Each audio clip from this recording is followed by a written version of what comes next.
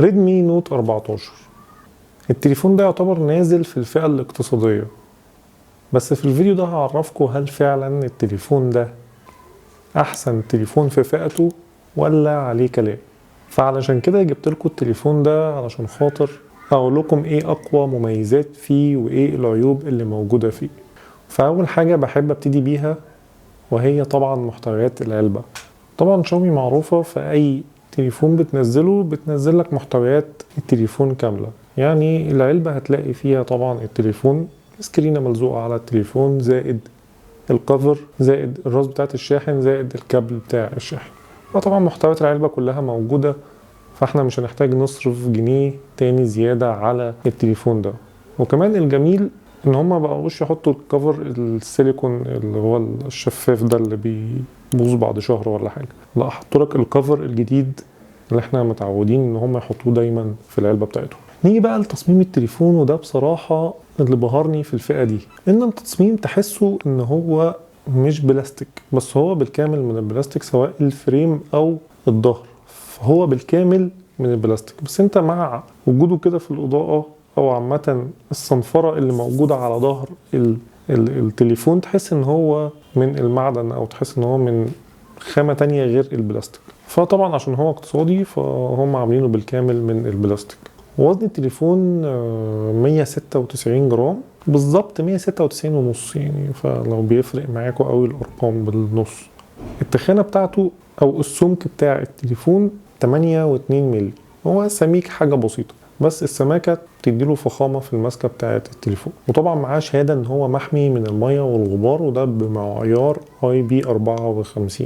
طبعا رذاذ المية لو انت ماشي المطرة مطرت ولا حاجة في ترطشة حصلت عليه مش هيتأذي بالموضوع ده، بس لو وقع طبعا في المية حقيقة طبعا تجيبه وتعرف تنقذ الموقف، بس لو طول ممكن يحصل له اي حاجة. والجميل في التصميم بتاعه شكل الكاميرات، تحس ان هي شكلها واخد شكل مختلف عن التصميم بتاع ظهر التليفون كله. يعني تحس ان هي كلها جوه نقطة بيضة او جوه مثلا فريم لوحده غير التليفون، فمدي شكل الشياكة شوية للتليفون. وبرضه التوزيعة بتاعت الكاميرات محطوطة بطريقة مريحة كده، ما تحسش ان في بهرجة يعني. ندخل بقى على الشاشة والتصميم بتاع الشاشة جاية بثقب من النص، طبعا ده اللي متعودين عليه في الفئات الاقتصادية من شاومي، وجاية بحجم 6.67 انش مع بروز قليل جدا، مش هتلاحظوا او مش هتحس ان هو فيه بروز اصلا في التليفون، مع ان هو ده ازيد حاجة بسيطة من الاصدار اللي قبليه، بس مش هتحس بفرق الزيادة دي او هتحس ان فيه اصلا بروز موجود في الحواف بتاعت التليفون. بس الجميل بقى في التليفون ده ان هو من نوع اموليد وبجودة فول اتش دي، ومعدل التحديث بتاع التليفون ده 120 هرتز، وتقدر تتحكم في الترددات دي طبعا من خلال الاوبشنز بتاعه التليفون.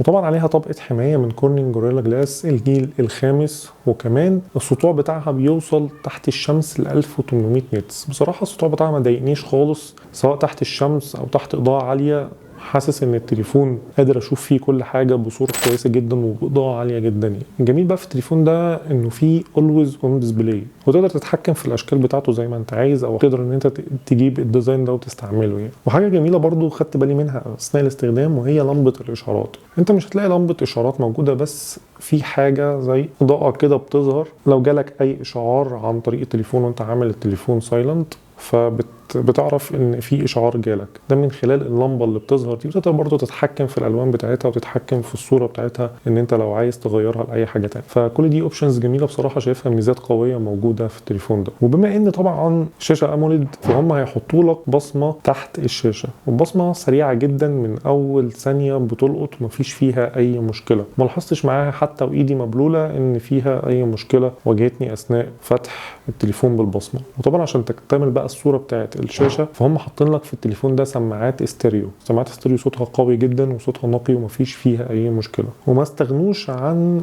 مدخل 3.5 مللي وحطوه لك في التليفون، وده طبعا اللي خلى شهاده الماء والغبار 54 مش اعلى من كده، علشان خاطر ما ضحوش بمدخل 3.5 مللي. نيجي بقى لاهم حاجه وهو المعالج بتاع التليفون ده. التليفون ده جاي بمعالج من شركة ميديا تك، وهو هيليو جي 99 الترا. ده بتكنولوجيا 6 نانومتر. ده بصراحة معالج ممتاز جدا، ما واجهتش فيه اي مشكلة تماما. حتى في لعبة بابجي كانت شغالة معايا على 40 فريم او 45 فريم، مش هتزيد عن كده، بس ما لاحظتش فيها اي مشكلة او اي لاج بيحصل او تقطيع او الكلام ده كله. بالعكس حسيت ان اللعبة شغالة سموز ومفيش فيها اي مشكلة. الوحش بقى اللي انا خدت بالي منه ان انا لو فاتح اكتر من تطبيق في التليفون وقفلت تطبيق ودخلت تطبيق تاني وعايز ارجع للتطبيق الاولاني، الاقي ان التليفون قفل التطبيق الاولاني وبيفتح من اول وجديد. فدي بصراحه حركه ضايقتني وانا بستخدم التليفون، فما اعرفش ممكن يظبطوها بتحديث او ممكن تتظبط ازاي، بس هي عامه حركه مش لذيذه يعني، ما حبيتهاش الصراحه. التليفون جاي باندرويد 14 زائد واجهه هايبر او اس، بس انا بمجرد ما فتحت التليفون جالي تحديث ووصل لاندرويد 15. وشاومي كمان بتوعدك ان انت هتاخد كمان 3 تحديثات زياده، ده بلس ال 15، يعني كده 4 تحديثات، يعني توصل تقريبا لاندرويد 18. فبصراحه انت التليفون ده عظمه في الفئه بتاعته لحد الان. نيجي بقى لنقطه البطاريه. التليفون ده جاي ببطاريه 5500 ملي امبير زائد شاحن موجود بالعلبه بقوه 33 واط. حاجه ممتازه جدا بصراحه، وده اللي متعودين عليه طبعا من شركه شاومي. بالنسبه للكاميرات فانت شاومي مدياك 3 كاميرات في الخلف. اول كاميرا 108 ميجا بكسل دي بفتحه عدسه 1.7، وتاني كاميرا 2 ميجا بكسل، وتالت كاميرا 2 ميجا بكسل دي عشان خاطر العمق وعشان خاطر الماكرو. وهنا استغنت عن الكاميرا الالترا وايد. والكاميرا الاماميه 20 ميجا بكسل بفتحه عدسه 2.2. بالنسبه للكاميرات الخلفيه في التصوير بصراحه عجبني جدا في الاضاءه القويه او في النهار. لو انا اصور شارع او اصور نفسي او اصور اي حد، الصوره قويه جدا وبتقدر تعالج الضوء. لو في ضوء قوي ضوء شمس بتقدر تعالجه، والكونتراست بيبقى مظبوط جدا ومفيش فيه اي مشكله. اما بالليل تحس ان الصوره بتضرب معاك شويه، بس بتاخد برضو جوده ممتازه جدا. ولو واحد فوتوغرافر او بيركز في الصور هيلاحظ الفرق اللي انا بتكلم عليه. وبالنسبه للكاميرا الاماميه برضو صورتها معقوله الى حد ما في الاضاءه الخفيفه، اما الاضاءه العاليه طبعا هتاخد صوره كويسه جدا. اما بالنسبه لتصوير الفيديو فالتليفون ده بيصور فيديو لحد 1080، ما بيصورش طبعا 4K. وتجربه تصوير الفيديو هوريها لكم دلوقتي حالا. وده فيديو بالكاميرات الاساسيه عشان خاطر نقدر نحكم على كذا حاجه، اهمها طبعا جوده الصوره والاهتزاز الالكتروني شغال معانا ولا لا. كمان برضو نقدر نحكم على المايك الاضافي بتاع عزل الضوضاء، هل برضو بيعزل كويس ولا لا. من خلال الفيديو ده تقدروا انتوا تحكموا على كل حاجه.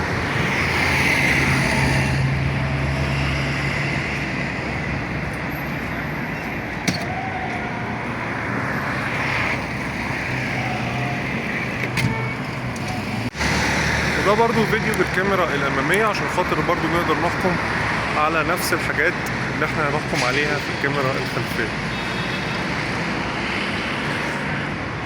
الشمس هنا ورايا، هل التليفون هيقدر برضو يعالج سطوع الشمس مع الصوره؟ ده برضو هنحكم عليه في الفيديو.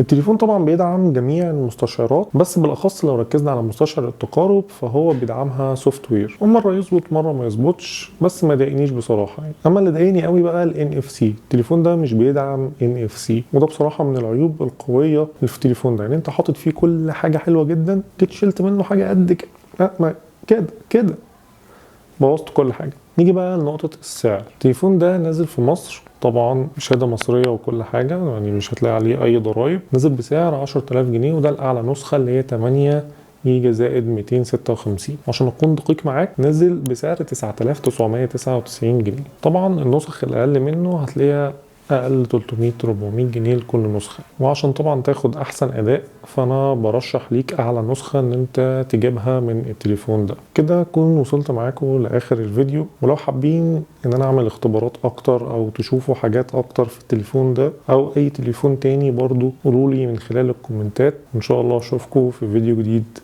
سلام.